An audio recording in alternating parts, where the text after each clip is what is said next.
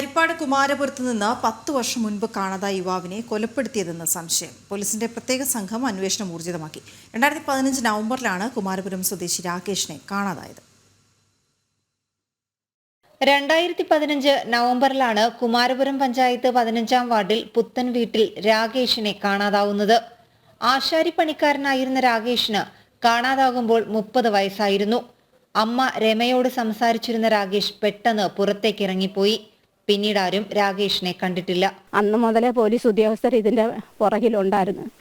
ഞാൻ DSPക്കും IG-ക്കൊക്കെ പരാതി പോയിട്ട് അങ്ങനെയൊക്കെ ഒരുപാട് അന്വേഷണങ്ങളൊക്കെ നടന്നിട്ടുണ്ട്. ക്രൈംബ്രാഞ്ച് അങ്ങനെയൊക്കെ ഒരുപാട് അന്വേഷണങ്ങളൊക്കെ നടന്നിട്ടുണ്ട്. അമ്മയുടെ പരാതിയിൽ ഹരിപ്പാട് പോലീസ് കേസെടുത്ത് അന്വേഷണം ആരംഭിച്ചെങ്കിലും 10 വർഷങ്ങൾക്കിപ്പുറവും രാകേഷിന് എന്താണ് സംഭവിച്ചതെന്ന് കണ്ടെത്തിയിട്ടില്ല. കാണാതായതിന്റെ പിറ്റേ ദിവസം വീടിന് തൊട്ടടുത്ത റോഡിൽ തളം കെട്ടി നിൽക്കുന്ന രക്തവും മുടിയും കണ്ടെത്തിയതോടെ രാകേഷിന്റേത് കൊലപാതകമാണെന്ന് ബന്ധുക്കളും നാട്ടുകാരും ആരോപിച്ചിരുന്നു. എന്നാൽ രാകേഷിന്റെ മൃതദേഹമോ അപായപ്പെടുത്തിയതിന് സാക്ഷികളോ തുടങ്ങി കൊലപാതകത്തിലേക്ക് വിരൽ ചൂണ്ടുന്ന ഒരു തെളിവും പോലീസിന് ലഭിച്ചില്ല. ഇതോടെ അന്വേഷണം വഴിമുട്ടി. മോനെ കൊന്നതാണ്, എൻ്റെ മോനെ കൊന്നതാണ്. അന്ന് മുതൽ ഞാൻ പറയുന്നത്, എനിക്ക് സംശയമുള്ളവരുടെയൊക്കെ പേര് ഞാൻ ഹൈക്കോടതിയിലും പരാതി കൊടുത്തിട്ടുണ്ട്. ഇന്നും ആ കേസ് ഇങ്ങനെ നടന്നുകൊണ്ടിരിക്കുകയാണ്. കാണാതായവരെ കുറിച്ചുള്ള കേസുകൾ വീണ്ടും പരിശോധിച്ചപ്പോഴാണ് രാകേഷിന്റെ തിരോധാനം വീണ്ടും അന്വേഷിക്കാൻ ജില്ലാ പോലീസ് മേധാവി നിർദ്ദേശം നൽകിയത്.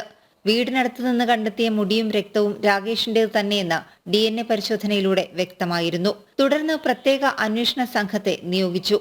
കായംകുളം DYSPക്കാണ് അന്വേഷണ ചുമതല. കൊലപാതക കേസിലെ പ്രതിയായിരുന്ന രാകേഷിന്റേത് മുൻവൈരാഗ്യത്തെ തുടർന്നുള്ള കൊലപാതകമാണോ എന്നും പോലീസ് പരിശോധിക്കുന്നുണ്ട്.